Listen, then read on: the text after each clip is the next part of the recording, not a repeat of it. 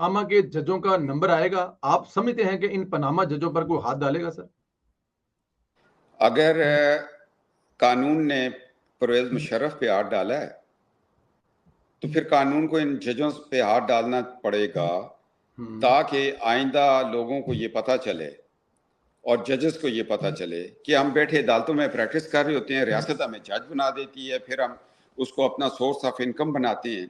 आज इन पनामा के जजेस को सजा दें, इनको पार्लिमानी कमेटी में पेश करें, इनको पार्लिमान के जरिए इनकी सजाएं हों, ये जेलों में जाएं, इनके नामों के साथ जस्टिस लिखना बंद करें, इनसे मराहत वापस करें। इनको तो वो सजा होनी चाहिए कि आर्टिकल 6 के नीचे भी इनमें से कुछ लोगों को ट्रायल करना चाहिए। इन्होंने बगावत की है पाकिस्तान के खिलाफ, इन्होंने जुडिशल मार्शल लॉ लगाया है और इनको सजा नहीं हुई तो फिर ये हिस्ट्री में कोई भी जज उठेगा, गिलानी को घर पे छोड़ेगा, नवाज शरीफ साहब को घर पे छोड़ेगा, और कोई भी जज उठेगा परवेज मुशर्रफ को कहेगा तुम्हारा मार्शल लॉ ठीक था और तुम आइन में भी तरमीम कर सकते हो। कोई भी जज उठेगा तो वो फिर डैम बनाने के चक्कर में पैसे इकट्ठे करेगा। कोई भी जज उठेगा तो वो फिर ऐसे फैसले देगा कि हम वो फैसले दुनिया के सामने रख नहीं सकेंगे कि हमारी अदालतें ये कर रही हैं।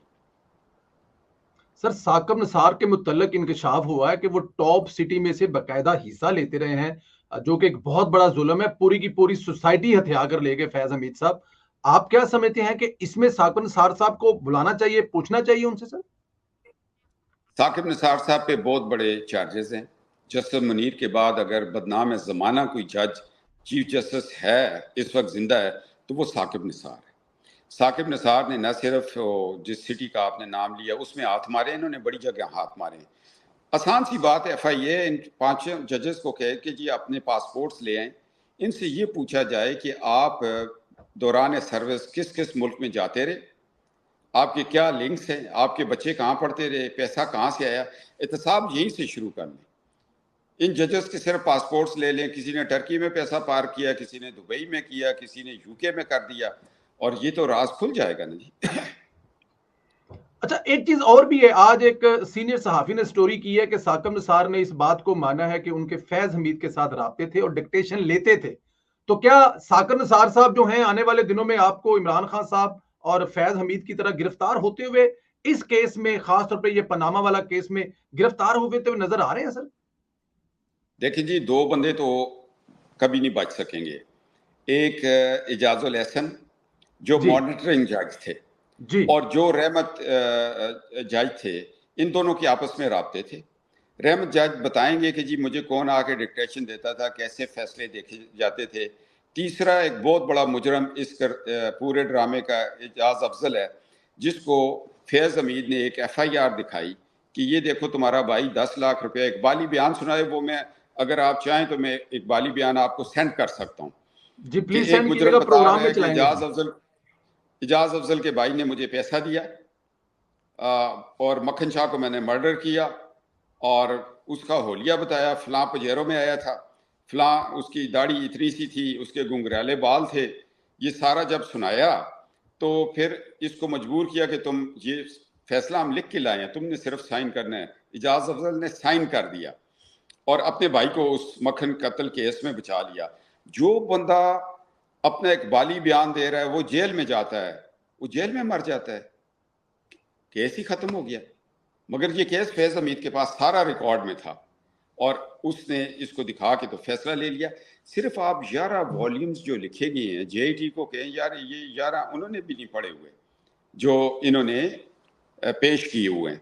वो वॉल्यूम्स कभी JIT बताएगी कि हमें कहाँ लिखे, कैसे पढ़े, किसने डिक्टेट किए, किसने टाइप किए, किसने। वाजिद ज़िया को क्यों नहीं पूछते? देखें, पनामा के जजेस और JIT बैठेगी, फैज हमीद पे और स्ट्रॉन्ग केस बन जाएगा। वो बताएंगे कि फैज हमीद ने हमने क्या हमसे क्या करवाया। फिर फैज हमीद बताएगा कि किन शराइत पे मैंने इनसे करवाया। इन्होंने भी बराबर के मुजरम है ना। और हफीज हमीद ये भी बताएगा कि इन्होंने इसको और क्या क्या दिया और इन्होंने क्या क्या और कहां से माल कमाया। अच्छा, गुज़श्ता दिनों आपकी जो वीडियो होती है काफी वायरल होती हैं। आप अभी भी अपने हलके में, मियां साहब के हलके में घूम रहे होते हैं, लोगों से बात कर रहे होते हैं, तो आपने एक जज्बाती सी तकरीर की और कहा कि मियां साहब रोटी अल्लाह देगा, उसका वादा रब ने किया हुआ है, आप पनामा के जजों को सजा दिलवाएं। تو کیا میاں صاحب سے آپ کی بات ہوئی کہ میاں صاحب نے آپ کی یہ بات مانی ہے؟ دیکھیں جی، میں میاں صاحب کا جماعت کا ایک رکن ہوں جی، اور میں مسلم لیگی ہوں، میں پاکستانی ہوں. میں کسی بھی لیڈر کو پاکستان کے خلاف ہونے والی سازش پر آواز دے سکتا ہوں. میں نے میاں صاحب کو کہا کہ آپ میں جرأت ہے، آپ نے غلام اسحاق کے خلاف کھڑے ہوئے. آپ نے جہانگیر کرامت کو کہا کہ آپ کا سیاست میں کوئی رول نہیں. آپ نے پرویز مشرف کو، آپ نے جنرل عزیز کو، آپ نے جنرل محمود کے منہ پہ ریزائن جو تھا وہ لے کے آیا تھا سائن کرنے کا، آپ نے مارا. آپ پاکستان کی سالمیت کی علامت ہیں، اور میں نے آپ کو درخواست کی ہے کہ میں بطور پاکستانی یہ کہہ رہا ہوں کہ آپ نے جس طرح مشرف کو عدالتی کٹہرے میں لائے تھے، آپ پاناما کے ججز کو لے آئیں. دودھ کا دودھ، پانی کا پانی ہو جائے گا. میں مطالبہ ہر ایک جماعت سے کر رہا ہوں، مگر جس لیڈر پہ مجھے یقین ہے میں اس کو آواز دے کے کہا کہ میاں صاحب پاکستان کو اگر بچانا ہے تو پاناما کے ججز کو جلد عدالتی کٹہروں میں پیش کریں اور ایک پارلیمانی کمیٹی بنائیں، ان کے سامنے یہ پیش ہوں اور ان کو سزائیں دلوائیں، تاکہ آئندہ کوئی جج ایسا فیصلہ نہ کر سکے، منمانیاں نہ کر سکے، اٹھا کے فائلز نہ پھینکے، تکبر کا پہاڑ نہ ہو. جس طرح بندیال کے پاس میں ایک دفعہ پیش ہوا تو وہ اعجاز افضل کو فیور کر رہا تھا. میں نے کہا بندیال صاحب اگر میرے خاندان کو کوئی نقصان ہوا تو پہلی FIR تھانہ بندیال میں آپ کے خلاف رجسٹر کرواؤں گا. پھر اس کے بعد ان کے پاؤں میں لرزہ آ گیا تھا عدالت میں بیٹھے ہوئے. کوئی تو جرأت دکھائے نا جی، کوئی تو جرأت دکھائے نا.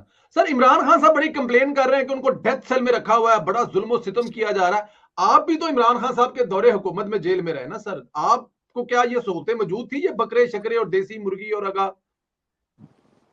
دیکھیے جی، ہمیں اللہ کے فضل و کرم سے ہم نے کبھی کرب نہیں کی. جیل جی، تھی، لوگوں نے مجھے کہا 6 روڈ پہ جو تم نے تقریر کی ہے یہ تو تم آگ کا دریا عبور کر رہے ہو. اور میں نے کہا لوگوں یاد رکھو کہ میں تھوڑی دیر بعد فیض حمید کی تحویل میں چلا جاؤں گا، آگ کا دریا عبور کروں گا. اور میں نے کہا اگر آزادی کے لیے لوگ کالا پانی کی سزائیں بھگتے رہے، اٹک قلعوں میں جاتے رہے، تو ہم اگر جیل میں چلے گئے تو کوئی بات بھی نہیں. عمران خان صاحب کو تھوڑا شرم آنا چاہیے، وہ مرد ہیں، وہ جیل نہیں کاٹ سکے. نواز شریف کی بیٹی نے بڑی جرأت کے ساتھ ایک دفعہ نہیں 2 دفعہ جیل کاٹی. ایک دفعہ ایئرپورٹ پہ گرفتار ہوئی، دوسری دفعہ اپنے باپ کے سامنے ہوئی. مجھے تو وہ دکھ نہیں جاتا. وہ سیاسی لیڈر ہے، گرفتار بھی ہوگی، ڈنڈے بھی کھائے گی. میری چھوٹی سی بیٹی بھی وہاں بیٹھی روتی گھر آئی کہ پاپا میرے سامنے ابو جان بھی بیٹھے تھے، ماما کو گرفتار کر لیا. میں نے کہا کوئی بات بھی نہیں، کربلا والوں کی طرف دیکھ لیا کرو. جب تمہیں اپنے دکھ نظر آئے نا تو پیچھے کربلا کو پڑھ لیا کرو. وہاں بھی تو ظالموں نے کن ہستیوں کے کانوں سے بالیاں چھین لی تھی، چھینی نہیں تھی بلکہ کھینچ لی تھی. تو یہ جب ہم ادھر کو دیکھتے ہیں تو پھر اپنے اوپر کوئی ظلم نظر نہیں آتا. عمران خان صاحب آج کل کرونا ختم ہو گیا، آپ جو ماسک پہن کے پھر رہے ہوتے ہیں اس کے پیچھے کیا حقیقت ہے، لوگ وہ بھی پوچھنا چاہتے ہیں کہ اس ماسک کے اندر کون سی پرفیوم لگی ہوئی ہے. یہ کیپٹن صاحب آپ نے ایک نئی چیز بتا دی ہے کہ عمران خان صاحب ماسک پہن کے گھومتے ہیں اور اس ماسک کے اندر کچھ لگا ہوا ہے جی. وہ رانا ثناء اللہ صاحب والی دوائی تو نہیں ہوتی سر؟ یہ رانا صاحب تو بیچارے ویسے ہی سرے رائے پھنس گئے تھے. وہ ابھی کرے نا جی. مجھے لوگ کہتے ہیں جی ہم ایجنسیوں میں ہمیں خبر نہیں ہوتی تو جی، تمہیں کیسے ہو جاتی ہے. میں نے کہا تمہیں خبر دیتے ہیں لوگ، اچھا جی، اور ہمیں خبر ہو جاتی ہے، پھر نیک لوگوں سے خبر ہو ہی جاتی. مطلب کچھ نہ جیل کو کچھ کیا چل نا کہ رہا ہے، آپ یہ فرما رہے یہ اگر ان کو زیادہ اندر ماسک پہننے کی ضرورت ہے تو اپنے دیا کریں، باہر سے آئے کہ ان کو دیتے ہیں، وہ کانوں کے ساتھ لپیٹ لیتے ہیں. اس راز کو راز چھوڑتے ہیں اگلے نہیں، ملاقات کے راز لیے. نہ چھوڑیں، جی میں آپ کو بتا دیا. جی، ہاں، لوگ بالکل ٹھیک ہے. مگر بات اچھا سنیں، جی، جو مرغ اور بکرے اندر پاڑ رہے ہیں نا خان صاحب، یہ ان کی لائف ٹائم عیاشی ہے جی. ہاں وہ تو ہے، مرغے اور بکرے اور یہی تو میں چیزیں دیکھ رہا ہوں کہ یہ جو ان کو اندر یہ سارا سامان مل رہا ہے، کیا یہ سہولت آپ کو بھی موجود تھی؟ لیکن نہیں، اس قسم ہمیں کی جب سہولت آتی تھی تو آگے سے آواز آ جاتی تھی کہ آپ کے سسٹم میں مطلوبہ سہولت میں اثر نہیں ہو سکتی. बिल्कुल ठीक है सर। वो कभी कभी इमरान खान साहब कह रहे हैं कि मुझे मारना चाहते हैं और मैं भुट्टो साहब की तरह। क्या इमरान खान साहब और भुट्टो साहब में कोई मुश्तरका चीजें सर? कोई ऐसा मामला होने जा रहा है? भट्टो एक ज़हीन इंसान थे जी, जीरक थे, पढ़े लिखे थे, उन्होंने वक्त नहीं ज़ाया किया, उन्होंने